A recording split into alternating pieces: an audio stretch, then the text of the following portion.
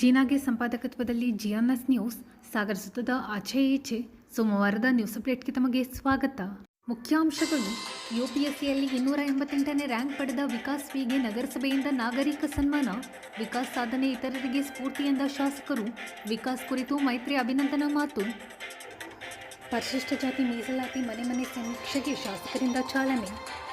ಕೇಂದ್ರ ಸರ್ಕಾರದ ವಿಶ್ವಕರ್ಮ ಯೋಜನೆಯಲ್ಲಿ ಗೋಲ್ಮಾಲ್ ಕುರಿತು ಸತೀಶ್ ಅಂಗಡಿ ಪ್ರಸ್ತಾಪ. ಆಲಹಳ್ಳಿ ಶಿರೂರಿನಲ್ಲಿ ಬಾರ್ ಅಂಡ್ ರೆಸ್ಟೋರೆಂಟ್ ತೆರೆಯಲು ಗ್ರಾಮಸ್ಥರಿಂದ ವಿರೋಧ. ಈಗ ಸುದ್ದಿಯ ವಿವರ. ಚಿಕ್ಕ ವಯಸ್ಸಿನಲ್ಲಿ ಯುಪಿಎಸ್ಸಿಯಲ್ಲಿ 288ನೇ ರ್ಯಾಂಕ್ ಪಡೆದಿರುವುದು ದೊಡ್ಡ ಸಾಧನೆ. ನಿಮ್ಮಂತಹ ಯುವಕರಿಗೆ ಕರ್ನಾಟಕದಲ್ಲಿ ಕರ್ತವ್ಯ ನಿರ್ವಹಿಸುವ ಅವಕಾಶ ಸಿಗುವಂತಾಗಬೇಕು ಎಂದು ಶಾಸಕ ಹಾಗೂ ಅರಣ್ಯ ಕೈಗಾರಿಕಾ ಅಭಿವೃದ್ಧಿ ನಿಗಮದ ಅಧ್ಯಕ್ಷ ಗೋಪಾಲಕೃಷ್ಣ ಬೇಳೂರು ತಿಳಿಸಿದರು. ಸಾಗರದ ಪುರಭವನದಲ್ಲಿ ಸೋಮವಾರ ನಗರಸಭೆ ವತಿಯಿಂದ ಯುಪಿಎಸ್ಸಿ ಪರೀಕ್ಷೆಯಲ್ಲಿ 288ನೇ ರ್ಯಾಂಕ್ ಗಳಿಸಿರುವ ವಿಕಾಸ್ ವಿ ಅವರಿಗೆ ನಾಗರಿಕ ಸನ್ಮಾನ ಕಾರ್ಯಕ್ರಮದಲ್ಲಿ ಪಾಲ್ಗೊಂಡು ಅವರು ಮಾತನಾಡುತ್ತಿದ್ದರು. ಅಭಿನಂದನೆ ಸ್ವೀಕರಿಸಿ ವಿಕಾಸ್ ವಿ ಮಾತನಾಡಿದರು. ನಗರಸಭಾ ಅಧ್ಯಕ್ಷೆ ಮೈತ್ರಿ ವಿ ಪಾಟೀಲ್ ಅಭಿನಂದನಾ ಭಾಷಣ ಮಾಡಿದರು. ನಗರಸಭಾ ಉಪಾಧ್ಯಕ್ಷೆ ಸವಿತಾ ವಾಸು, ವಿಸಿ ಪಾಟೀಲ್, ಮಹಾಲಕ್ಷ್ಮಿ ಹೆಗಡೆ, ಪೌರಾಯುಕ್ತ ಎಚ್.ಕೆ. ನಾಗಪ್ಪ ಇನ್ನಿತರರು ಹಾಜರಿದ್ದರು. ಊರಿಗೆ ಕೀರ್ತಿ ತಂದಂಥ ಯುವಕರಿಗೂ ಒಂದು ಸ್ಫೂರ್ತಿ ಬರುತ್ತೆ. ಒಳ್ಳೆ ವ್ಯಕ್ತಿ ಆಗಬೇಕು ಅನ್ನೋ ಮುಂದೆ ಅವರು ಒಳ್ಳೆಯ ಹುದ್ದೆಗಳನ್ನು ಹೋಗ್ತಾ ಇರಬೇಕಾದ್ರೆ ಈ ನಮ್ಮ ತಾಲೂಕಿನನ್ನ ಜನರು ಸನ್ಮಾನ ಮಾಡಿದ್ದು ಅವ್ರು ನೆನಪಿರ್ಬೇಕು ಅವರಿಗೆ. ನಾನು ಹೇಳೋದಿಷ್ಟೇ, IAS ಅಧಿಕಾರಿಯಾಗಿ ಯತೀಶ್ ಅವರು ಈಗ ಇಲ್ಲಿ ಬಂದಿದ್ರು. ಆ ವ್ಯಕ್ತಿ ಎಷ್ಟು ಒಳ್ಳೆ ವ್ಯಕ್ತಿ ಆಗಿದ್ರು ಅಂತ ಹೇಳಿದ್ರೆ ಸರ್ಕಾರಿ ಅಧಿಕಾರಿಗಳಿಗೆ ಅವ್ರು ಮಾಡಲ್ ಆಗಿದ್ರು. ನಿಜವಾಗ್ಲು ಅವ್ರು IAS ತರ ಇರಲಿಲ್ಲ, ಸಾಮಾನ್ಯ ವ್ಯಕ್ತಿಯಾಗಿ ನಾನು ಎಲ್ಲ ಅಧಿಕಾರಿಗಳಿಗೆ ಅದೇ ಹೇಳ್ತಿದ್ದೆ, ನೀವು ಅವರಿಂದ ಕಲಿಬೇಕು ಅಂತಲೇ ಹೇಳಿದ್ದೆ. ನಾನು ಅಷ್ಟು ನೀಟಾಗಿ 1 ವರ್ಷಗಳ ಕಾಲ ನಮ್ಮಲ್ಲಿ ಕೆಲಸ ಮಾಡಿ ಹೋಗಿದ್ದಂಥದ್ದು. ಇವತ್ತಿಗೂ ಅವ್ರ ಮೇಲೆ ಅಷ್ಟು ಅಪಾರವಾದಂಥ ಗೌರವ ನಮಗಿದೆ ಅಂತ ಹೇಳಿದ್ರೆ ಅವ್ರು ಎಷ್ಟು ಚೆನ್ನಾಗಿ ಕೆಲಸ ಮಾಡಿದ್ದಾರೆ ಅಂತ. ಈ ಚಿಕ್ಕ ವಯಸ್ಸಿನಲ್ಲಿ ಇವತ್ತು IAS ಆಗಿದ್ದೀರಿ, ಮುಂದೆ ಎಲ್ಲಿ ಹೋಗ್ಬೇಕಂತ ಕರ್ನಾಟಕ ಕೇಳಿದ್ದಾರೆ. ಕರ್ನಾಟಕದಲ್ಲೇ ನಾನು ಆಗ್ಬೇಕು ಅನ್ನೋದು ಅವ್ರ ಆಸೆ ಇದೆ. ಅದಕ್ಕೆ ಬಹುಶಃ ನಮ್ಮಲ್ಲಿ ಏನಿದೆ ಗೊತ್ತಿಲ್ಲ, ನಾನು ಬೇಕಾದ್ರೆ ಕೇಳ್ತೀನಿ. ನನಗೆ ಸರ್ಕಾರದಲ್ಲೇ ಈ IAS ಕ್ರೀಡೆಗಳಿಗೆಲ್ಲ ಯಾವ ತರ ಅಂತ ನನಗೆ ಗೊತ್ತಿಲ್ಲ. ಅದು ಕೇಳಿಬಿಟ್ಟು ಬೇಕಾದ್ರೆ ನಾನು ಮುಖ್ಯಮಂತ್ರಿ ಕಾರ್ಯದರ್ಶಿಗಳ ಹತ್ರ ಮಾತಾಡಿ ನಾನು ಬೇಕಾದ್ರೆ ಮಾತಾಡ್ತೇನೆ. ಮುಂದೆ ನಮ್ಮಲ್ಲಿ ಆಗ್ಬಿಟ್ರೆ ಇನ್ನೂ ಖುಷಿ ಆಗುತ್ತೆ. ನಾನು ಒಂದು ವಿಕಾಸನ ಹೇಳ್ತೇನೆ, ಈ ವಯಸ್ಸಲ್ಲಿ ನಿಮಗೆ ಒಳ್ಳೆ ಅವಕಾಶ ಸಿಕ್ಕಿದೆ, ಒಳ್ಳೆ ಹೆಸರು ತಗೋಬೇಕು, ಸಿಂಗಮ್ ತರ ಆಗ್ಬೇಕು ನೀವು. ಸಿಂಗಮ್ ಬಹಳ ಜನ IAS ಎಲ್ಲ ನಾನು ನೋಡಿದ್ದೆ. ಬಹಳ ಜನ ಏನಾಗ್ತಾರೆ ಅಂದ್ರೆ ಫಸ್ಟಿಗೆ ಚೆನ್ನಾಗಿರ್ತಾರೆ, ಆಮೇಲೆ ಹೋಗ್ತಾ ಅವರು ಯಾರ್ರೀ ಅನ್ನೋ ಕೇಳೋ ಮಟ್ಟಿಗೆ ಬಂದ್ಬಿಡ್ತಾರೆ. ಅದನ್ನ ನಾವು ನೋಡ್ತೀವಿ. ಈಗ ನಾವು ಒಬ್ಬ MLA ಆಗಿ ನಾನು ನೋಡಿದ್ದೀನಿ, ಬಹಳ ಜನ ಒಳ್ಳೊಳ್ಳೆಯರಿದ್ದಾರೆ. ಕೆಲವರು ಅವರು ಬಹಳ ನೆಗ್ಲೆಕ್ಟ್ ಆಗಿ ಮಾತಾಡೋದು, ಕೆಲವು ವ್ಯಕ್ತಿಗಳ ಬಗ್ಗೆ ಅಷ್ಟು ಇದಿರಲ್ಲ, ಆ ಥರ ಎಲ್ಲ ಇರ್ತಾರೆ IAS. ಬಹುಶಃ ನಿಮಗೆ ಗೊತ್ತಿರ್ಬೋದು, ಪಡಗೋಡಲ್ಲಿ ನಮ್ಮ ರಾಮಮೂರ್ತಿ ಅಂತ ಇದ್ರು, ಅವರು IAS ಅಲ್ಲ, ಹೌದು, ಅವರು ನಿವೃತ್ತಿ ಆಗಿದ್ದಾರೆ. ಪಡಗೋಡಿನ ರಾಮಮೂರ್ತಿ ಅವರು ಆ ಕಾಲದಲ್ಲಿ IAS ಆಗಿ ಆ ಒಂದು ಚಿಕ್ಕ ಹಳ್ಳಿಯಲ್ಲಿಂದ ಬಂದಂಥವ್ರು IAS ಆಗಿ ನಿವೃತ್ತಿ ಆದರು. ಆ ಮನುಷ್ಯ ಎಷ್ಟು ಒಳ್ಳೆಯದಿದ್ದಾರೆ ಅಂತ ಹೇಳಿದ್ರೆ ಯಾವುದೇ ಅವರ ಇಲಾಖೆ ಹೋದ್ರು ಸಹ ಒಳ್ಳೆ ಹೆಸರು ತಗೋಬರುವಂತ ವ್ಯಕ್ತಿಯಾಗಿದ್ರು. ಇವತ್ತು ಸಾಧಾರಣವಾಗಿ ಎಷ್ಟು ಚೆನ್ನಾಗಿ ಅವ್ರ ಜೀವನ ಮಾಡ್ಕೊಂಡು ಹೋಗ್ತಾ ಇದ್ದಾರೆ ಅಂದ್ರೆ IAS ಆಫೀಸರ್ ಅಂದ್ರೆ ಹೇಗಿರ್ಬೇಕು. IPS ಇದರಲ್ಲೆಲ್ಲ ಮತ್ತು IFS ಅಲ್ಲಿ ಈಗಾಗಲೇ ನಮ್ಮಲ್ಲೂ 2-3 ಜನ ಆಗಿದ್ದಾರೆ. ನಮ್ಮ ದಾಮೋದರ್ ನಾಯ್ಕ್ ಅಂತ ಹೇಳಿ ನಾಗೋಳ್ಳಿಯಲ್ಲಿ ಒಬ್ಬ ಹುಡುಗ ಆಯ್ಕೆ ಆದ. ಅವನು ಗುಡಿಸ್ಲಲ್ಲಿತ್ತು, ಅವ್ರ ಮನೆ ಅಂತ ಏನು ಇರ್ಲಿಲ್ಲ, ತಂದೆ ತುಂಬಾ ಕಡು ಬಡವರು. ಅವರು ಮನೆ ಇದು ಆಶ್ರಯ ಮನೆಯಲ್ಲಿ ಅವತ್ತು ಇದ್ದಂಥವ್ರು. ಆ ಮನುಷ್ಯನು ಸಹ ಇವತ್ತು ಎಲ್ಲೋ ಬೇರೆ ಕಡೆ ಇವತ್ತು ಒಳ್ಳೆ ಪೋಸ್ಟಲ್ಲಿ ಇದ್ದಾರೆ. ಹಾಗೆ ಬಹಳ ಜನ ಇದ್ದಾರೆ. ಶಿರ್ಸಿ ಕಡೆ ತುಂಬಾ ಜನ ಇದ್ದಾರೆ. ಶಿರ್ಸಿಯಲ್ಲಿ ಇರುವಂತ ಕೆಲವು IAS ಆಗಿದ್ದಾರೆ, IFS ಆಗಿದ್ದಾರೆ, ಬಹಳ ಜನ ಇದ್ದಾರೆ. ಅಲ್ಲೂ ನಮ್ಮ ಉಪರಾಷ್ಟ್ರಪತಿಯ ಅವರ ಇದರಲ್ಲಿ PS ಆಗಿ ಕೆಲಸ ಮಾಡ್ತಾ ಇದ್ದಾರೆ ನಮ್ಮ ಸಿದ್ದಾಪುರದ ನನ್ನ ಒಬ್ಬ ಸ್ನೇಹಿತ ರಾಜೇಶ್ ನಾಯ್ಕ್. ಖುಷಿ ಆಗುತ್ತೆ ನನಗೆ, ಆ ತರ ಇರಬೇಕು. ಹಾಗಾಗಿ ಭವಿಷ್ಯದಲ್ಲಿ ನಿಮಗೆ ಒಳ್ಳೆ ಭವಿಷ್ಯ ನಿಮಗೆ ಮುಂದೆ ಚೆನ್ನಾಗಿದೆ. ಇನ್ನೂ ಎತ್ತರಕ್ಕೆ ಹೋಗೋರಿದ್ದೀರಿ. ಕರ್ನಾಟಕ ಇರ್ಬೋದು, ಎಲ್ಲೇ ಇರಲಿ, ಯಾವುದೇ ನಮ್ಮ ರಾಜ್ಯದ ನಮ್ಮ ಭಾರತದಲ್ಲಿ ಕೊಟ್ಟರು ಸಹ ಕೆಲಸ ಮಾಡುವಂತ ಶಕ್ತಿ ನಿಮಗೆ ಬರುತ್ತೆ. ಅದನ್ನು ಮಾಡಿ.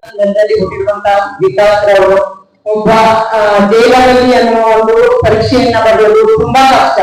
ಅಂತಹ ಒಂದು ಪರೀಕ್ಷೆಯನ್ನ ಬರೆದು ಅದರಲ್ಲಿ ಅವರು ಹೇಳ್ಬಿಟ್ಟು ಒಂದು ಇಂಜಿನಿಯರಿಂಗ್ ಕಾಲೇಜಲ್ಲಿ ಸೆಲೆಕ್ಟ್ ಆದಂತವರು. ಅವರ ಸಾಧನೆ ಸಣ್ಣದಲ್ಲ. ಆ ಒಂದು NIT ಗೆ ಸೆಲೆಕ್ಟ್ ಆಗೋದು ತುಂಬಾ ಕಷ್ಟ. ಅದರಲ್ಲಿ ನಮ್ಮ ವಿಕಾಸರವರು ಸಾಗರಕ್ಕೆ ಕೀರ್ತಿಯನ್ನ ತಂದಿದ್ದಾರೆ. ಮತ್ತೆ ಅವರ ತಂದೆ ತಾಯಿ ಕೂಡ ಅವರು ಬಹಳ ಸರಳ ವ್ಯಕ್ತಿಗಳು. ಅವ್ರು ಅದು ಹೇಳ್ತಾ ಇದ್ರು, ನಮಗೆ ಇವೆಲ್ಲ ಇಷ್ಟನೇ ಆಗಲಿಲ್ಲ ಅಂತ ಹೇಳಿ. ಆದ್ರೆ ನಮಗೆ ತುಂಬಾ ಇಷ್ಟ ಮೇಡಮ್. ನಮ್ಮಲ್ಲಿ ಕೂಡ ಅದು ಸಾಗರದಲ್ಲಿ ಪ್ರಥಮ ಬಾರಿಯಾಯಿತು.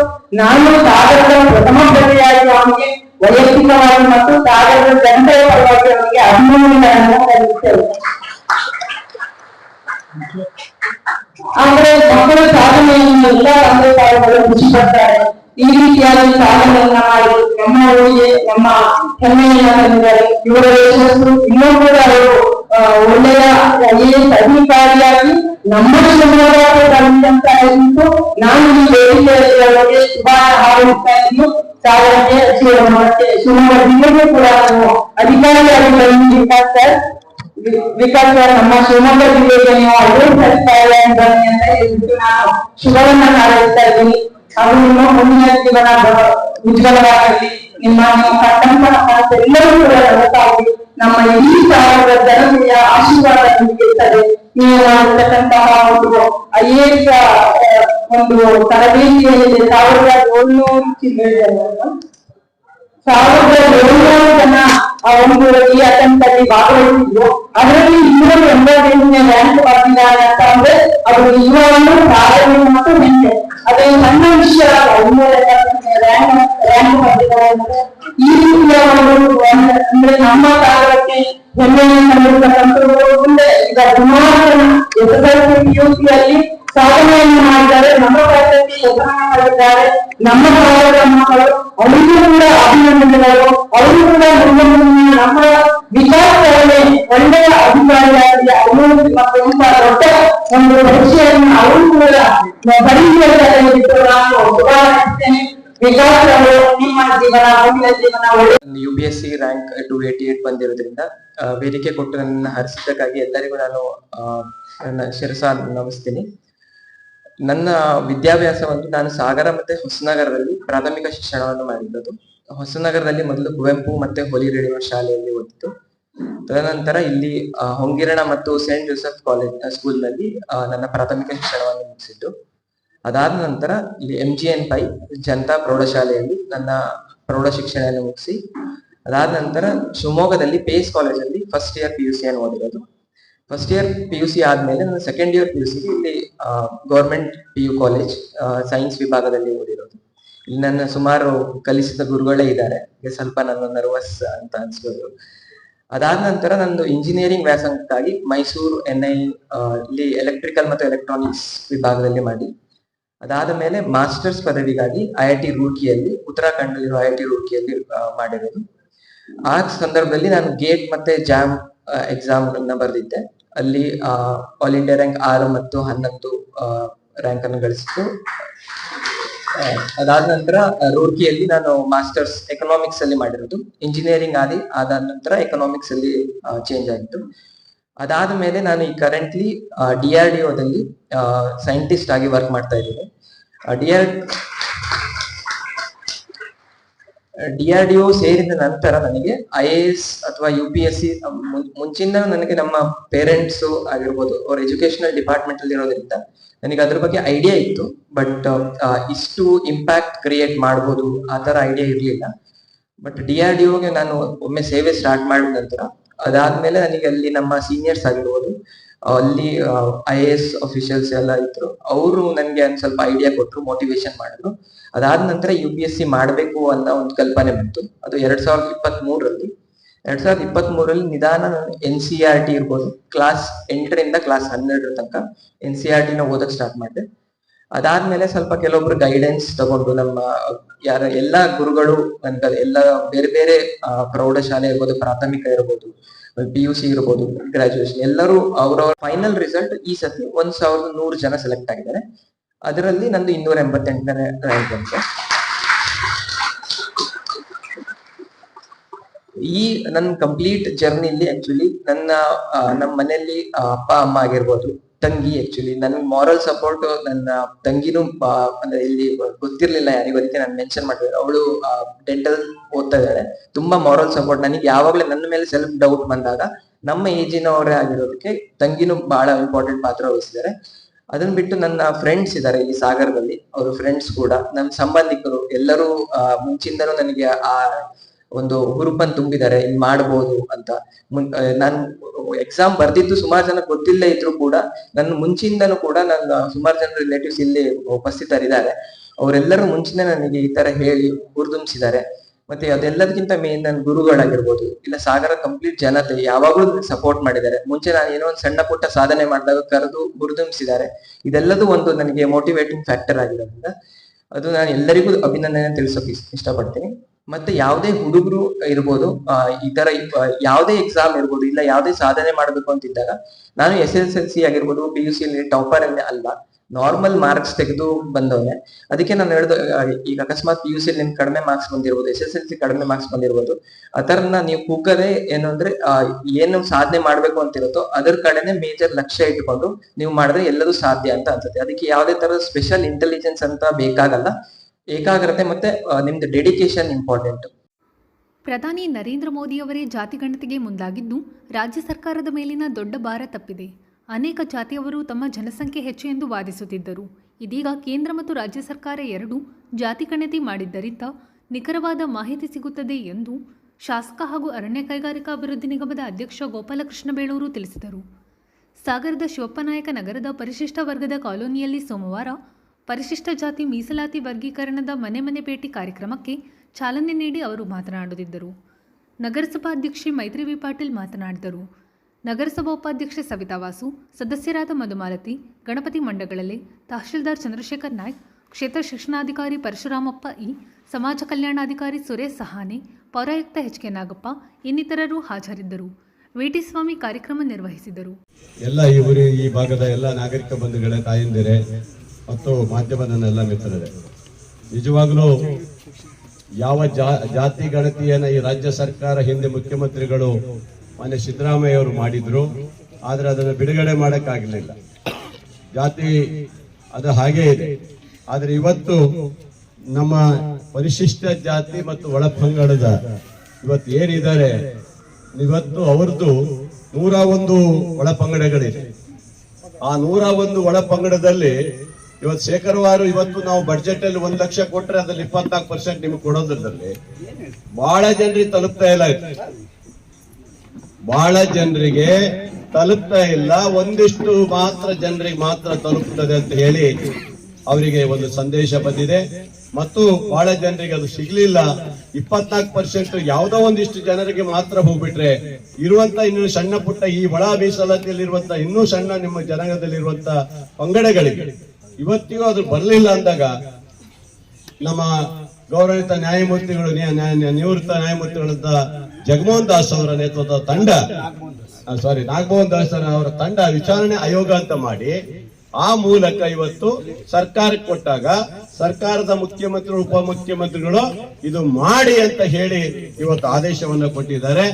ಈ ಆದೇಶದ ಪ್ರಕಾರವಾಗಿ ನಮ್ಮ ಅಧಿಕಾರದ ಎಲ್ಲ ಸಮಾಜ ಕಲ್ಯಾಣ ಇಲಾಖೆಯ ಎಲ್ಲ ಅಧಿಕಾರಿ ವರ್ಗದವರು ಇವತ್ತು ಮನೆ ಮನೆಗೆ ಭೇಟಿ ಕೊಟ್ಟು ಯಾರ್ಯಾರು ಯಾವ್ಯಾವ ಜಾತಿಯಲ್ಲಿ ಇದೆ ಅಂತ ಹೇಳಿ ಆ ಸಮೀಕ್ಷೆಯಲ್ಲಿ ಅವರು ಕೊಡ್ಬೇಕು. ನೀವು ಮನೆಯಲ್ಲಿ ನಿಮ್ಮ ಜಾತಿ ಯಾವುದು, ನಿಮ್ದು ಏನು ವರ್ಗ ಅದನ್ನ ಕರೆಕ್ಟ್ ಆಗಿ ಕೊಡಿ, ಗೊತ್ತಾಯ್ತಾ? ಆವಾಗ ಅವರಿಗೆ ಎಷ್ಟು ಪಂಗಡದಲ್ಲಿ ನಿಮ್ಮಲ್ಲಿ ಏನ್ 101 ಒಳ ಪಂಗಡ ಇದಾವೋ ಅವರೆಲ್ಲರಿಗೂ ನಿಮಗೆ ಸಿಗುತ್ತೆ. ಈಗ ಹೇಳಿದ್ರು ನಿಮ್ ಕಡೆ ಬಹಳಷ್ಟು ಜನರಿಗೆ ಸಿಗೋದಿಲ್ಲ ಅಂತ ಹೇಳಿದ್ರಲ್ಲ, ಹಾಗೆ ನಿಮಗೂ ಸಿಗುವಂತ ರೀತಿ ಆಗ್ಬೇಕು. ಯಾವುದೇ ಒಂದು ಒಂದೇ ಒಂದು 2-3 ಇದಕ್ಕೆ ಪಂಗಡಕ್ಕೆ ಆಗಬಾರ್ದು ಅನ್ನೋ ರೀತಿಯಲ್ಲಿ ಇವತ್ತು ಅವ್ರು ಮಾಡಿರೋದ್ರಿಂದ ಇದು ಬಹಳ ಒಳ್ಳೆ ಕೆಲಸ. ಇದು ಬಹಳ ಒಳ್ಳೆ ಕೆಲಸ. ಯಾಕಂದ್ರೆ 101 ಪಂಗಡಗಳಿಗೂ ಸಿಗುತ್ತೆ. ನೀವು ಎಷ್ಟೇ ಜನ ಇರ್ಲಿ ಆ ಪಂಗಡಗಳಿಗೆ ಅಂದ್ರೆ ಲೆಕ್ಕ ಹಾಕ್ಬೇಕು. ನೀವು 1 ಲಕ್ಷ ಬಡ್ಜೆಟ್ ನೀವು ಘೋಷಣೆ ಆದ್ರೆ 24,000 ಕೋಟಿ ನಿಮಗೆ ಬರುತ್ತೆ. 24,000 ಕೋಟಿ ನಿಮಗೆ ಬರುತ್ತೆ. 2 ಲಕ್ಷ ಆದ್ರೆ 48,000 ಕೋಟಿ ಬರುತ್ತೆ. ಹೀಗೆ ಆ ತರ ದುಡ್ಡನ್ನ ನಿಮ್ಮ 101 ಜಾತಿ ಕೊಡ್ಬೇಕಂತ ಹೇಳಿ ಆ ಸಮೀಕ್ಷೆಯನ್ನ ಮಾಡಿದ್ದಾರೆ. ಇವತ್ತಿಂದ ಸ್ಟಾರ್ಟ್ ಮಾಡ್ತಾ ಇದೀವಿ. ಮನೆ ಮನೆಗೆ ಹೋಗ್ಬೇಕು. ಅಧಿಕಾರಿಗಳು ಇಲ್ಲ ಇಲ್ಲೇ ಇದ್ದಾರೆ, ತಹಶೀಲ್ದಾರ್ ಇದ್ದಾರೆ, ನಿಮ್ಮ ಎಲ್ಲ ಅಧಿಕಾರಿಗಳು ಇಲ್ಲೇ ಇದ್ದೀರಿ. ನೀವೆಲ್ಲರೂ ಸಾಥ್ ಕೊಡ್ಬೇಕು. ಯಾವುದೇ ತೊಂದರೆ ಆಗ್ಬಾರ್ದು, ಎಲ್ಲೂ ಹೆಚ್ಚು ಕಮ್ಮಿ ಆಗ್ಬಾರ್ದು. ಅದು ಆ ಜನಗಣತಿ ಉತ್ತಮ ರೀತಿಯಾಗಿ ಆ ಜನರಿಗೆ ಮುಂದೆ ಸಿಗುವಂತ ಸೌಲಭ್ಯ ಆಗ್ಬೇಕು ಅನ್ನೋದೇ ನಮ್ಮ ಉದ್ದೇಶ.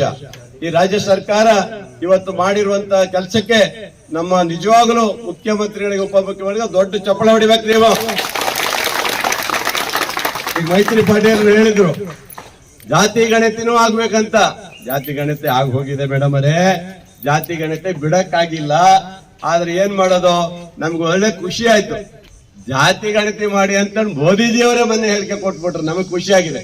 ಈಗ ನಮ್ಮ ಸ್ಕ್ರೀನ್ ಅಲ್ಲಿ ಇದೆ, ಈಗ ಪ್ಲೇ ಮಾಡ್ಬಿಡ್ತೀವಿ. ಈಗ ನಾವು ರೆಡಿ ಆಗ್ಬಿಟ್ಟಿದೀವಿ. ಈಗ ಮೋದಿಜಿಯವರೇ ಹೇಳಿದ್ಮೇಲೆ ನಮ್ಗೆ ತಲೆ ಬಿಸಿ ಆಗಿಲ್ಲ ಈಗ. ಯಾಕಂದ್ರೆ ಅದು ಸ್ವಲ್ಪ ವಿರೋಧ ಮಾಡಿದ್ರು ಜಾತಿ ಗಣತಿಯಲ್ಲಿ. ನಮ್ದು ಇಷ್ಟು ಜಾತಿ ಇದೆ, ನಮ್ದು ಇಷ್ಟು ಜಾತಿ ಇದೆ. 6 ಕೋಟಿ ಜನಾಂಗದಲ್ಲಿ ಒಬ್ಬೊಬ್ಬರದ್ದು ಒಂದೊಂದು ಕೋಟಿ ಅಂತಾರೆ. ಹಂಗಾರೆ ಅದು ಅಲ್ಲಿ 6 ಕೋಟಿ ಅಲ್ಲ 26 ಕೋಟಿ ಆಗ್ಬಿಡುತ್ತೆ. 26 ಕೋಟಿ ಜನಾಂಗ ಆಗ್ಬಿಡ್ತೈತೆ. ಅವಾಗ ನಾವು ಈಡಿಗರು ನಮ್ದು ಇಷ್ಟಿದೆ ಅಂತ ಹೇಳಿ ನಾವು ಹೇಳಿ ನಮ್ಮದು ಈಗ 17 ಕೋಟಿಗೆ 17,000 ಏನೋ ತೋರಿಸಿದ್ದಾರೆ, 17 ಲಕ್ಷ ತೋರಿಸಿದ್ದಾರೆ. ನಮ್ಮವರು ಇಲ್ಲ ನಮ್ 45 ಲಕ್ಷ ಇದೀವಿ ಅಂತಾರೆ. ಅಂದ್ರೆ ಒಬ್ಬೊಬ್ರು 51 ಕೋಟಿ ಜನಾಂಗ ಹೇಳ್ಬಿಟ್ರೆ ಅದ್ರಲ್ಲಿ ಎಲ್ಲಿ ಅಂತ ಕೊಟ್ಟು ತೋರಿಸ್ತೀರ? 6 ಕೋಟಿ ಚಿಲ್ಲರೆಯಲ್ಲಿ ಕಷ್ಟ ಆಗತ್ತೆ. ಆದ್ರಿಂದ ಜನಸಂಖ್ಯೆ ಇದ್ರಲ್ಲೂ ಸಹ ಈ ಒಂದು ಜನಗಣತಿ ಕಾರ್ಯಕ್ರಮದಲ್ಲಿ ವೇದಿಕೆ ಮೇಲಿರ್ತಕ್ಕಂತಹ ಸಾಗರ ಹಾಗೂ ಹೊಸನಗರ ಕ್ಷೇತ್ರದ ಶಾಸಕರಾದ ಗೋಪಾಲಕೃಷ್ಣ ಬೇಲೂರವರೇ ಹಾಗೂ ನಗರಸಭೆಯ ಉಪಾಧ್ಯಕ್ಷರಾದ ಸುಮಿತಾ ವಾಸೂರವರೇ, ತಹಶೀಲ್ದಾರ್ ಸರ್ ಅವರೇ ಹಾಗೂ ಈ ವಾರ್ಡಿನ ಸದಸ್ಯರಾದಂತಹ ಮಧುಮಾಲತಿಯವರೇ, ವಿರೋಧ ಪಕ್ಷದ ನಾಯಕರಾದಂತಹ ಗಣಪತಿ ಮಂಡಗಳಲೆ ಅವರೇ ಹಾಗೂ ಎಲ್ಲ ನಮ್ಮ ನಗರಸಭಾ ಸಹೋದರ ಸಹೋದರಿಯರೇ ಹಾಗೂ ಇಲ್ಲಿ ನಮ್ಮ ಸೇರಿರ್ತಕ್ಕಂಥ ಎಲ್ಲ ನಮ್ಮ ಪೌರ ಕಾರ್ಮಿಕ ಬಂಧುಗಳೇ ಹಾಗೂ ಎಲ್ಲ ನಾಗರಿಕರು, ಈ ಜನಗಣತಿ ಕಾರ್ಯಕ್ರಮ ಅಂತ ಆಗ್ಬೇಕು ಅಂತ ಹೇಳ್ಬಿಟ್ಟು ಸರ್ಕಾರದಿಂದ ಆಗಿದೆ. ಇದು ಸಂತೋಷದ ವಿಷಯ. ಯಾಕಂತ ಅಂದ್ರೆ ಕೇಂದ್ರ ಸರ್ಕಾರನೂ ಕೂಡ ಮೋದಿಜಿ ಅವರು ಕೂಡ ಜನಗಣತಿಯ ಜೊತೆಗೆ ಜಾತಿ ಗಣತಿನೂ ಕೂಡ ಆಗ್ಬೇಕು ಅಂತ ಹೇಳ್ಬಿಟ್ಟು ಅಲ್ಲೂ ಕೂಡ ಚಾಲನೆ ಕೊಟ್ಟಿದ್ದಾರೆ. ಅವರಿಗೂ ಕೂಡ ನಾನು ಅಭಿನಂದನೆಗಳನ್ನು ಸಲ್ಲಿಸ್ತೇನೆ. ಈ ಜನಗಣತಿ ಜಾತಿ ಗಣತಿ ಆಗೋದ್ರಿಂದ ಎಲ್ಲ ಸರ್ಕಾರಿ ಸವಲತ್ತುಗಳು ಚಿಕ್ಕ ಒಂದು ಈಗೇನ್ ಹೇಳಿದ್ರು ವಿಶ್ವಕರ್ಮ ಯೋಜನೆಯಲ್ಲಿ ದೊಡ್ಡ ಮಟ್ಟದ ಅವ್ಯವಹಾರ ನಡೆಯುತ್ತಿದ್ದು ಅರ್ಹ ಫಲಾನುಭವಿಗಳು ಸೌಲಭ್ಯದಿಂದ ವಂಚಿತರಾಗುತ್ತಿದ್ದಾರೆ ಎಂದು ಶ್ರಮಜೀವಿ ಕಟ್ಟಡ ಕಾರ್ಮಿಕ ಸಂಘದ ಸತೀಶ್ ಅಂಗಡಿ ಆರೋಪಿಸಿದ್ದಾರೆ. ಸೋಮವಾರ ಸುದ್ದಿಗೋಷ್ಠಿಯಲ್ಲಿ ಅವರು ಮಾತನಾಡುತ್ತಿದ್ದರು. ಸಂಘದ ಅಧ್ಯಕ್ಷ ರಾಮಚಂದ್ರ ಮೇಸ್ತ್ರಿ, ಕಾರ್ಯದರ್ಶಿ ಅಣ್ಣಪ್ಪ ಮೇಸ್ತ್ರಿ ಮಾತನಾಡಿದರು. ಗೋಷ್ಠಿಯಲ್ಲಿ ಉಮೇಶ್, ಶಂಕರಪ್ಪ, ಕೃಷ್ಣಮೂರ್ತಿ ಇನ್ನಿತರರು ಹಾಜರಿದ್ದರು. ನಮಸ್ಕಾರ, ಸತೀಶ್ ಅಂಗಡಿ ಅಂತ ಹೇಳಿ ನನ್ನ ಹೆಸರು, ನಿರ್ದೇಶಕರು. ಈ ಹಿಂದೆ 1 ವರ್ಷದ ಹಿಂದೆ MP ಚುನಾವಣೆ ಸಂದರ್ಭದಲ್ಲಿ ವಿಶ್ವಕರ್ಮ ಯೋಜನೆ ಅಂತೇಳಿ ಒಂದು ವಿಶ್ವಕರ್ಮ ಯೋಜನೆ ತಂದು ಬಿಜೆಪಿ ಗೌರ್ಮೆಂಟ್ ಸರ್ಕಾರದಿಂದ ಈ ಯೋಜನೆಯಲ್ಲಿ ಸಾಕಷ್ಟು ಜನ ಅರ್ಜಿಗಳು ಹಾಕಿದ್ದಾರೆ, ನಿಜವಾದ ಕಾರ್ಮಿಕರು. ಆದ್ರೆ ತುಂಬಾ ಜನರಿಗೆ ಅರ್ಜಿಗಳಿಗೆ ಯಾವುದು ಇದುವರೆಗೂ ಸರಿಯಾಗಿ ವಿಲೇವಾರಿ ಆಗಿಲ್ಲ. ಹೆಚ್ಚು ಕಮ್ಮಿ ಒಂದು ನನ್ಗೆ ಅಂದಾಜು ಅನಿಸ್ತಂಗೆ ಒಂದು 50% ಜನರದ್ದು ಕೂಡ 1 ವರ್ಷದಿಂದ ಅರ್ಜಿಗಳು ವಿಲೇವಾರಿ ಆಗಿಲ್ಲ. ಈಗ ಸುಮಾರಷ್ಟು ಜನರದ್ದು ಅದನ್ನ ಅರ್ಜಿಗಳನ್ನ ತಿರಸ್ಕಾರ ಮಾಡಿದ್ದಾರೆ. ತಿರಸ್ಕಾರ ಹೇಗೆ ಮಾಡಿದ್ದಾರೆ ಅಂತ ಹೇಳಿದ್ರೆ, ಅಲ್ಲಿ ಕೆಲಸ ಚೇಂಜ್ ಮಾಡಿ ಅಂತ ಹಾಕಿದ್ದಾರೆ. ಅದರಲ್ಲಿ ವಿಶ್ವಕರ್ಮದಲ್ಲಿ 18 ಕೆಲಸ ಬರುತ್ತೆ. ಆ 18 ಕೆಲಸದಲ್ಲಿ ಮೇನ್ ಬೇಕಾಗಿರುವಂತ ಕೆಲಸಗಳು 3 ಅದನ್ನೇ ತೆಗೆದಾಕಿದೆ. ಒಂದು ಇದು ಮೇಸ್ತ್ರಿ ಕೆಲಸ, ಒಂದು ಆಚಾರಿ ಕೆಲಸ, ಒಂದು ಟೈಲರಿಂಗ್ ಕೆಲಸ. ಈ 3 ಕೆಲಸನೂ ತೆಗೆದಾಕಿದ್ದಾರೆ. ಅದು ಇವಾಗ ಅರ್ಜಿಗಳು ರಿಜೆಕ್ಟ್ ಮಾಡಾದ್ಮೇಲೆ ಕೆಲಸ ಚೇಂಜ್ ಮಾಡ್ಲಿಕ್ಕೆ ಹೋದಾಗ ಅವ್ರು ನಿಜವಾದ ಮೇಸ್ತ್ರಿಗಳು, ನಿಜವಾದ ಆಚಾರಿಗಳು, ನಿಜವಾದ ಟೈಲರಿಂಗ್ ಇದ್ದವರು ಅವ್ರಿಗೆ ಅರ್ಜಿ ಹಾಕ್ಲಿಕ್ಕೆ ಆಗ್ತಾ ಇಲ್ಲ. ಅವರು ಅದ್ರ ವಂಚಿತರಾಗ್ತಿದ್ದಾರೆ. ಮತ್ತೆ ಸುಮಾರಷ್ಟು ಜನರದ್ದು ಏನಾಗಿದೆಯಪ್ಪ ಅಂದ್ರೆ, ಈ ಟ್ರೈನಿಂಗ್ ಸೆಂಟರ್ ಅವರು ಅದನ್ನ ಒಂದು ದಂಧೆಯಾಗಿ ಮಾಡ್ಕೊಂಡು ಅವರಿಗೆ ಕಾರ್ಮಿಕರಿಗೆ ಗೊತ್ತಿಲ್ಲದೇನೆ ಒಂದಿಷ್ಟು ಜನರದ್ದು ಟ್ರೈನಿಂಗ್ ಮುಗಿಸ್ಕೊಂಡು ಅವ್ರು ಹಣಗಳು ತಗೊಂಡ್ಬಿಟ್ಟಿದ್ದಾರೆ. ಆದ್ರೆ ನಿಜವಾದ ಕಾರ್ಮಿಕರಿಗೆ ಅವ್ರಿಗೆ ಗೊತ್ತಿಲ್ಲ ನಮ್ಮ ಟ್ರೈನಿಂಗ್ ಮುಗ್ದೋಗಿದೆ, ಮತ್ತೆ 4,00,000 ರೂಪಾಯಿ ಹಣ ಬಂದಿದೆ ಅನ್ನೋದು ಯಾರಿಗೂ ಕೂಡ ಗೊತ್ತಿಲ್ಲ. ಅದನ್ನ ಕೂಡ ಯಾರು ಆ ಸರ್ಕಾರದಿಂದ ಈಗ ಇದರ ಹಿಂಗ ಅರ್ಜಿ ಬಂದಿದೆ, ಏನು ಒಂದು ದೂರವಾಣಿ ಕರೆ ಮೂಲಕ ತಿಳಿಸ್ಬೇಕು, ಮೆಸೇಜ್ ಬರ್ಬೇಕು. ಮೆಸೇಜ್ ನೋಡಕ್ ಆಗಲ್ಲ, ಯಾಕಂದ್ರೆ ಬಡ ಕೂಲಿ ಕಾರ್ಮಿಕರು ಎಲ್ಲ ಕೀಪ್ಯಾಡ್ ಮೊಬೈಲ್ ಇಟ್ಕೊಂಡಿರ್ತಾರೆ. ಮೊಬೈಲ್ ಮೆಸೇಜ್ ಫುಲ್ ಆಗಿರ್ತಾರೆ, ಮೆಸೇಜ್ ಬರಲ್ಲ, ಮತ್ತೆ ಓದಿಗೂ ಕೂಡ ಬರಲ್ಲ. ಅವ್ರಿಗೆ ಈ ವಿಷಯನೇ ಗೊತ್ತಿರಲ್ಲ ನಮ್ಮ ಅರ್ಜಿ ಈ ಹಂತದಲ್ಲಿ ಇದೆ ಅಂತೇಳಿ. 1 ವರ್ಷ ಆದ್ರೂ ಸಾಕಷ್ಟು ಜನ ನಿಜವಾದ ಕಾರ್ಮಿಕರು ಅರ್ಜಿಗಳು ಇನ್ನು ವಿಲೇವಾರಿ ಆಗಿಲ್ಲ. ಅದರಲ್ಲೂ ಆಗಿರುವಂತ ಅರ್ಜಿಗಳದ್ದು ವಿಚಾರ ಹೇಗಿದೆ ಇಲ್ಲಿ ಅಂತ ಹೇಳಿದ್ರೆ, ಒಂದಿಷ್ಟು ಈ ಬ್ಯಾಂಕ್ಗಳಿಗೆಲ್ಲ ಹೋಗ್ತಾರೆ ನಮ್ಮ ಕಾರ್ಮಿಕರು ಮತ್ತೆ ರೈತರು ಎಲ್ಲ ಹೋಗ್ತಾರೆ. ಅಲ್ಲಿ ಇತ್ತೀಚೆಗೆ ನಮ್ಮ ಕರ್ನಾಟಕದಲ್ಲಿ ಎಲ್ಲಾ ಬ್ಯಾಂಕುಗಳಲ್ಲಿ ಸಾಕಷ್ಟು ಇದು ಬ್ರಾಂಚ್ಗಳಲ್ಲಿ ಉತ್ತರ ಭಾರತದ ಇದು ಕೆಲಸಗಾರ ಜಾಸ್ತಿ ಜನ ಇದ್ದಾರೆ, ಅವರಿಗೆ ಕನ್ನಡ ಬರಲ್ಲ. ಹಾಗಾಗಿ ಇಲ್ಲಿ ಎಲ್ಲೋ ಒಂದ್ ಕಡೆ ನೋಡ್ತಾ ಇದ್ರೆ ಏನು ಖಾಸಗೀಕರಣ ಈ ತರದೆಲ್ಲ ವಿಚಾರ ನೋಡ್ತಾ ಬಂದಾಗ ಇಲ್ಲಿ ಕನ್ನಡಿಗರಿಗೆ ಒಂದು ಇದಿಲ್ಲ, ಪ್ರಾಮುಖ್ಯತೆ ಕೊಡ್ತಾ ಇಲ್ಲ ಅಂತ ಅನ್ಸುತ್ತೆ ಇಲ್ಲಿ. ಹಾಗಾಗಿ ಇಲ್ಲಿ ಕೂಲಿ ಕಾರ್ಮಿಕರು ಅವರೆಲ್ಲ ಹೋಗಿ ಬ್ಯಾಂಕಲ್ಲಿ ವ್ಯವಹಾರ ಮಾಡೋದೇ ಕಷ್ಟ ಆಗ್ಬಿಟ್ಟಿದೆ. ಈಗ ನಮ್ಮ ಸಂಘಟನೆಯಲ್ಲಿ ಎಷ್ಟೋ ಜನ ಕೂಡ ಇಲ್ಲಿ ಹೇಳಿದ್ದಾರೆ, ಅವ್ರು ಏನೋ ಡಾಕ್ಯುಮೆಂಟ್ಸ್ ಕೇಳ್ತಾರೆ, ಅವ್ರು ಹಿಂದಿಲಿ ಮಾತಾಡ್ತಾರೆ, ತೆಲುಗು ಮಾತಾಡ್ತಾರೆ, ಈ ತರದೆಲ್ಲ ಮಾತಾಡ್ತಾರೆ. ನಮಗೇನು ಇಲ್ಲಿ ಅವ್ರಿಗೆ ಡಾಕ್ಯುಮೆಂಟ್ಸ್ ಕೊಡ್ಬೇಕು, ಅವ್ರ ವ್ಯವಹಾರ ಮಾಡ್ಬೇಕು ಅಂತಾನೆ ಗೊತ್ತಾಗ್ತಾ ಇಲ್ಲ ಅನ್ನೋದು ದೊಡ್ಡ ಆರೋಪ ಇದೆ. ಹಾಗಾಗಿ ವಿಶ್ವಕರ್ಮ ಯೋಜನೆ ನಾನು ಈ ಸಂಘಟನೆಯಿಂದ ನರೇಂದ್ರ ಮೋದಿ ಅವರಿಗೆ ಈ ಪತ್ರವನ್ನು ಬರಿತಾ ಇದ್ದೀವಿ. ಮತ್ತೆ ಸಂಬಂಧಪಟ್ಟ ಅಧಿಕಾರಿಗಳಿಗೆ, ಜನಪ್ರತಿನಿಧಿಗಳು ಕೂಡ ನಾವು ಈ ಪತ್ರವನ್ನು ಬರಿತೇವೆ ನಮ್ಮ ಸಂಘಟನೆಯಿಂದ. ಇಲ್ಲಿ ಏನು ಈಗ ಒಂದು ಯೋಜನೆ ಅಂತಂದ್ರೆ ಒಂದು ಲೆಕ್ಕಾಚಾರ ಇರುತ್ತೆ. ಆ ಲೆಕ್ಕಾಚಾರ ಇಲ್ದೇನೆ ಒಂದು ಆವಿಷ ಒಡ್ಡಿ ಒಂದು MP ಚುನಾವಣೆ ಸಂದರ್ಭದಲ್ಲಿ ಇದನ್ನ ಯೋಜನೆಯನ್ನ ಬಿಟ್ಟು ಈಗ 1 ವರ್ಷ ಆದ್ಮೇಲೆ ಅವೆಲ್ಲ ಅರ್ಜಿಗಳನ್ನ ತಿರಸ್ಕಾರ ಮಾಡಿದಾರೆ ಅಂತ ಹೇಳಿದ್ರೆ ಇದ್ರಲ್ಲಿ ಏನು ಅರ್ಥ ಇಲ್ಲ. ಇದು ಚುನಾವಣೆ ಸಂದರ್ಭದಲ್ಲಿ ಯಾವುದೋ ಒಂದು ಆಸೆ ಒಂದು. ನಾವು ಶ್ರಮಜೀವಿ ಕಟ್ಟಡದ ಅಧ್ಯಕ್ಷರು. ನಾವು ಆರೋಪ ಏನಂದ್ರೆ ಈ ಕಟ್ಟಡ ಕಾರ್ಮಿಕರ ರಿನ್ಯೂವಲ್ ಕಾರ್ಡು ಇದು ಮಾಲೀಕರು ಸೈನ್ ಆಗ್ತಾರೆ, ಅದು ಬಹಳ ದೊಡ್ಡ ಆರೋಪ. ಅದು ಒಬ್ಬ ಗುತ್ತಿಗೆದಾರರು ಮತ್ತು ಒಬ್ಬ ಸಂಘ ಸಂಸ್ಥೆಗೆ ಕೊಡ್ಬೇಕಂತೇಳಿ ನಮ್ಮ ಸರ್ಕಾರಕ್ಕೆ ಮನವಿ ಮಾಡೋಕ್ಕಾಗಿ ಒಂದು ಪತ್ರಿಕಾಗೋಷ್ಠಿ ಮಾಡ್ಬೇಕು, ಮನವಿ ಮಾಡ್ಬೇಕಂತೇಳಿ ಅದಕ್ಕಾಗಿ ಒಂದು ಪತ್ರಿಕಾಗೋಷ್ಠಿ ಮಾಡೋಕ್ಕಾಗಿ ಮಾಡ್ತಾ ಇದೀವಿ. ಅದು ಮಹಾ ಅಪರಾಧ. ಯಾಕಂದ್ರೆ 2 ದಿವಸ ಹೋಗ್ತಾರೆ ಅವರು ಕಾರ್ಮಿಕರು. ನಿಜವಾದ ಕಾರ್ಮಿಕರಿಗೆ ಬಹಳ ಅನ್ಯಾಯ ಆಗುತ್ತೆ. ನಿಜವಾದ ದಿವಸ ಕಾರ್ಮಿಕ ಮಾಡೋಕೆ ಕೂಲಿ ಮಾಡೋರಿಗೆ ಬಹಳ ಅನ್ಯಾಯ ಆಗುತ್ತೆ. ಯಾರ ಒಂದು 2 ದಿವಸ ಹೋಗ್ತಾರೆ ಕೂಲಿ ಮಾಡಕ್ಕೆ, ಅವ್ರು ಓನರ್ ತಾವು ಸೇನೆ ಹಾಕ್ಸಿಂದ ಹೋಗಿ ಇಲಾಖೆ ಕೊಡ್ತಾರೆ. ಅವರು ಈಗ ಓನರ್ ಸೇನೆ ಕೂಡಲೇ ಕಾರ್ಡ್ ರಿನ್ಯೂವಲ್ ಆಗ್ತಾವು. ದಯವಿಟ್ಟು ಅದನ್ನ ತಡೆಗಟ್ಟಬೇಕು ಅಂತೇಳಿ ನಾವು ಸರ್ಕಾರಕ್ಕೆ ಒಂದು ಮನವಿ ಮಾಡ್ಬೇಕು ಅಂತೇಳಿ ಪತ್ರಿಕಾಗೋಷ್ಠಿ ಮಾಡ್ತಾ ಇದ್ದೀವಿ. ಕಟ್ಟಡ ಕಾರ್ಮಿಕ ಸಂಘದ ಕಾರ್ಯದರ್ಶಿಯಾಗಿ ಇದ್ದೀನಿ. ನಮ್ಮ ಸಾಗರ ತಾಲೂಕು ಕಾರ್ಮಿಕ ಆಫೀಸಲ್ಲಿ ಸುಮಾರು 4 ರಿಂದ 5 ತಿಂಗಳು ಆಯ್ತು ಕಾರ್ಮಿಕರ ಕಿಟ್ಗಳು ಬಂದು, ಅದನ್ನು ಇದುವರೆಗೂ ವಿಲೇವಾರಿ ಮಾಡಿಲ್ಲ. ಹಲವು ಬಾರಿ ನಾವು ಹೋಗಿ ಅದ್ರ ಬಗ್ಗೆ ಮಾತಾಡಿದಾಗ ಇಲ್ಲ MLA ಅವರು ಡೇಟ್ ಕೊಟ್ಟಿಲ್ಲ ವಿತರಣೆ ಮಾಡಲಿಕ್ಕೆ, ಹಾಗಾಗಿ ಅವ್ರು ಕೊಟ್ಟ ನಂತರದಲ್ಲಿ ಮಾಡ್ತೀವಿ ಅದನ್ನ ಹೇಳ್ತಾ ಹೆಚ್ಚು ಕಮ್ಮಿ 4 ರಿಂದ 5 ತಿಂಗಳಾಯ್ತು. ಇದುವರೆಗೂ ಕಿಟ್ಗಳನ್ನ ವಿಲೇವಾರಿ ಮಾಡಿಲ್ಲ. ಅದನ್ನ ಈಗ ಮಾಡಿದ್ರೆ ಹೆಚ್ಚು ಕಮ್ಮಿ ಕಿಟ್ಟನ್ನು ಕೊಟ್ಟಿದ್ರೆ ಇಷ್ಟೊಳಗೆ ಕಿಟ್ಟನ್ನ ಈಗ ನೋಡಿ ಆಲ್ಮೋಸ್ಟ್ ಈಗ 5 ತಿಂಗಳ ಅಂದ್ರೆ ಕೆಲಸ ಮಾಡ್ತಕ್ಕಂಥ ಸೀಸನ್ನೇ ಇದು. ಮಳೆಗಾಲ ಬಂದ್ಮೇಲೆ ಕೆಲಸ ಕುಂಠಿತ ಆಗತ್ತೆ. ಇನ್ನೊಂದು ತಿಂಗಳು ಬಿಟ್ರೆ ಮಳೆಗಾಲ ಬರುತ್ತೆ. ಅದಕ್ಕಾಗಿ ಬೇಗ ಕಾರ್ಮಿಕ ನಿರೀಕ್ಷಕರು ಶಾಸಕರಿಗೆ ಗಮನಕ್ಕೆ ತಂದು ಆ ಕಿಟ್ಗಳನ್ನ ವಿತರಣೆ ಮಾಡಿಸ್ಬೇಕು ಅಂತ ಹೇಳಿ ನಿಮ್ಮ ಮುಖಾಂತರ ನಾವು ಒತ್ತಾಯ ಮಾಡ್ತೀವಿ. ನಾವು ಹಲವಾರು ಬಾರಿ ಅವರಿಗೆ ಫೋನ್ ಕರೆಯನ್ನು ಮಾಡಿದ್ವಿ, ಆಫೀಸಿಗೆ ಸಮೇತ ಹೋಗಿದ್ದೀವಿ. MLA ಡೇಟ್ ಕೊಡಲ್ಲ ಅನ್ನೋ ಒಂದೇ ಕಾರಣಗಳನ್ನು ಹೇಳ್ತಾ ಇದ್ದಾರೆ. MLA ಕೊಟ್ಟಿಲ್ಲ, ನಮಗೆ ಡೇಟ್ ಸಿಕ್ಕಿಲ್ಲ ಅಂತ ಹೇಳಿದ್ರೆ ಇಲ್ಲಿ ವಂಚಿತ ಆಗೋದು ಕಾರ್ಮಿಕ.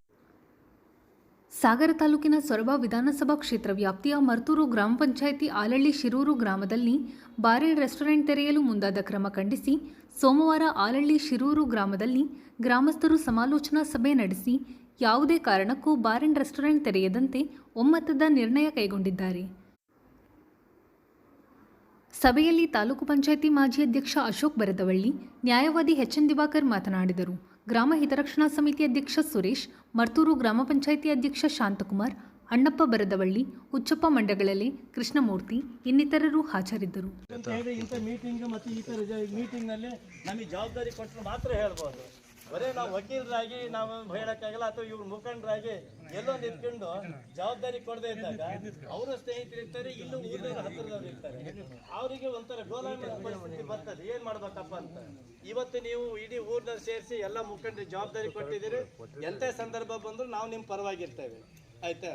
ಈಗ ನೀವೇನಂತ ಹೆದರಿಕೊಳ್ಳೋಂಥ ಸನ್ನಿವೇಶ ಇಲ್ಲ. ಒಂದೇನಪ್ಪ ಅಂತ ಹೇಳಿದ್ರೆ ನನಗೆ ಬಂದಿರೋ ಮಾಹಿತಿ ಪ್ರಕಾರ ಅವರು ಈ ಏನು ನೋಟಿಸ್ ಕೊಟ್ಟಿದ್ದಲ್ಲ DC ಅವ್ರಿಗೆ, ಈ DC ಅವ್ರು ನೋಟಿಸ್ ಕೊಟ್ಟಿದ ಮೇಲೆ ಅವ್ರು ಹೈಕೋರ್ಟಿಗೆ ಹೋಗೋ ಚಾನ್ಸ್ ಇದೆ ಅಂತ ಹೇಳ್ತಿದ್ದಾರೆ. ಇಲ್ಲಿ ಕೋರ್ಟು ಅವರು ಹೆಚ್ಚು ಪಕ್ಷ ಭಾರಿ ಒತ್ತಡ ಇಲ್ಲಿ ಏನು ಅವ್ರು ಹಾಕಲ್ಲ. ಯಾಕಂದ್ರೆ ಇಲ್ಲಿ ಒಂದು ಹಂತ ವಜಾ ಆಗಿದ ಮೇಲೆ ಪುನಃ ಮತ್ತೆ ಅವರು 2ನೇ ಹಂತದಲ್ಲಿ ಅವರಿಗೆ ಮತ್ತೆ ಅದನ್ನು ಅಪೀಲ್ ಹಾಕಿ ತಗೊಳ್ಳೋದು ಅವ್ರಿಗೆ ಸ್ವಲ್ಪ ಕಷ್ಟ ಆಗ್ತದೆ.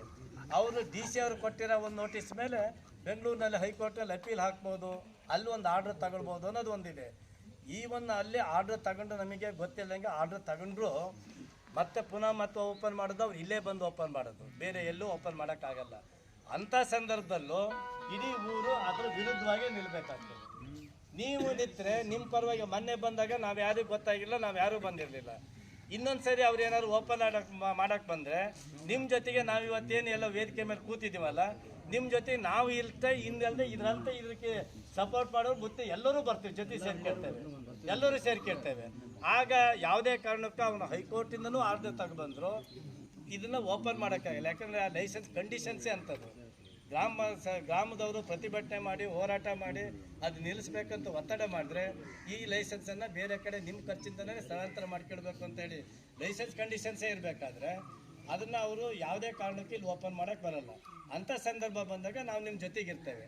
ಆದರೂ ಒಂದು ಹೇಳಿದೆ, ಒಂದು ಕೇವೆಟ್ ಒಂದು ಹಾಕ್ಸೋಣ ಹೈಕೋರ್ಟ್ನಲ್ಲಿ ಅಂತೇಳಿ, ಅದು ಸರಿಯಾದ ಮಾಹಿತಿ ನಮಗೂ ಸಿಕ್ಕಿಲ್ಲ. ಹಾಗಾಗಿ ಸ್ವಲ್ಪ ನೋಡ್ತಾ ಇದ್ದೇವೆ. ಮತ್ತು ಈಗ ಇವತ್ತಿಂದ ರಜೆ ಇದೆ, ನಾಳೆಯಿಂದ ನಮ್ಮದು ವೆಕೇಷನ್ ಅಂತ ಹೇಳಿದ್ರೆ ಈ ಕೋರ್ಟಿಗೆ, ಸಿವಿಲ್ ಕೋರ್ಟು ಇಲ್ಲಿ ರಜೆ ಇದೆ. ಇಲ್ಲಿ ರಜೆ ಇದ್ದಾಗ ಅವ್ರು ಇದೊಂದು ಪತ್ರಿಕೆಗಳಲ್ಲಿ ಪ್ರಿಂಟ್ ಆಗಬೇಕು. ನಂತರದಲ್ಲಿ ಹುಚ್ಚಪ್ಪನ ಹೇಳಿದ ಇವತ್ತು ಆಲಹಳ್ಳಿ ಪಕ್ಕದ ಹುಣಸೂರು, ಬರ್ದುವಳ್ಳಿ, ಕಾನ್ಲೆ ಇವೆಲ್ಲವಕ್ಕೂ ಕೂಡ ಹತ್ತಿರ ಆಗಿರ್ತಕ್ಕಂಥ ಜಾಗ ಯಾವುದು ಇವತ್ತು ಎಣ್ಣೆ ಮಾಡಿಕೊಂಡಿರ್ತಕ್ಕಂಥ ಜಾಗ.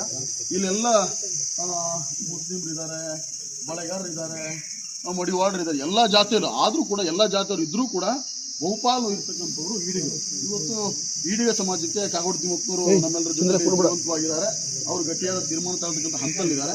ಕಾಗೋಡು ಸಾಹೇಬರಿಗೆ ನಾವೆಲ್ಲರೂ ಹೋಗಿ ಭೇಟಿ ಮಾಡ್ತಕ್ಕಂಥದ್ದು. ಮತ್ತು ಈಡಿಗ ಸಮುದಾಯಕ್ಕೆ ಇವತ್ತು ಬರ್ದೊಳ್ಳಿ, ಕಾನ್ಲೆ ಈ ಭಾಗ ಏನಿದೆ, ಹುಣಸೂರು, ಆಲಹಳ್ಳಿ ಈ ಎಲ್ಲ ಭಾಗದ ಬಹುತೇಕ ಇರ್ತಕ್ಕಂಥವ್ರು ಈಡಿಗರು. ಈಡಿಗರಿಗೆ ಹುಡುಗರು ಹಾಳಾಗ್ತಾ ಇದ್ದಾರೆ, ಈಡಿಗರಿಗೆ ತೊಂದರೆ ಆಗ್ತಾ ಇದೆ. ಇವತ್ತು ಈಡಿಗ ಸಮುದಾಯ ಇವತ್ತು ತೊಂದರೆಗೆ ಒಳಗಾಗ್ತಾ ಇದೆ. ಹಾಗಾಗಿ ತಾಲೂಕು ಈಡಿಗ ಕಮಿಟಿ, ಸಾಗರ ಪ್ರಾಂತ್ಯ ಆರ್ಯ ಈಡಿಗರ ಸಂಘ ನಮ್ಮ ಬೆಂಬಲಕ್ಕೆ ನಿಲ್ಲಬೇಕು ಅಂತಕ್ಕಂಥದ್ದನ್ನು ಒಂದು ಮನವಿ ಮಾಡಬೇಕು. ಇವತ್ತು ಈಡಿಗ ಸಂಘದ ಡೈರೆಕ್ಟರು ದಿವಾಕರ್ ವಕೀಲರಿದ್ದಾರೆ, ಹುಚ್ಚಪ್ಪನವರಿದ್ದಾರೆ, ಮಾಜಿ ಉಪಾಧ್ಯಕ್ಷರು ಹುಚ್ಚಪ್ಪನವರಿದ್ದಾರೆ. ನೀವು ಕೂಡ ವೀರಭದ್ರಪ್ಪನವರು ಕೂಡ ಹಾಲಿ ಡೈರೆಕ್ಟರ್ ಇದ್ದಾರೆ. ಇದು ಸೋಮವಾರದ ಸಮಗ್ರ ಸುದ್ದಿ. ನಿರಂತರ ಸುದ್ದಿಗಾಗಿ ನೋಡ್ತಾ ಇರಿ GNS ನ್ಯೂಸ್. ನಮಸ್ಕಾರ.